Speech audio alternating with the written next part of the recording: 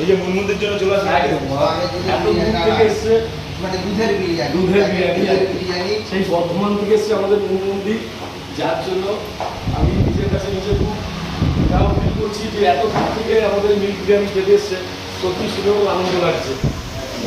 যাই হোক, মিল্ক বিরিয়ানিটা খেয়ে দেখবে কেমন লাগছে না লাগছে, তাদের একদম অরিজিনাল যেটা মনে হবে তুমি সেটাই বলবে, কোনো ব্যাপার নেই যে এখানে এত দূর থেকে এসছো যে ভালো বলতেই হবে, মানে খারাপ লাগলে খারাপ বলে দেবে, ভালো লাগলে একদম একদম একদম। মানে দিদি, মানে বিরিয়ানিটা খাওয়ার আগে জিজ্ঞেস করি, এই যে টেক্সচারটা দেখছেন, টেক্সচার দেখে কি আপনার কোনোভাবে মনে হচ্ছে যে এটা পিওর দুধ দিয়ে তৈরি করা?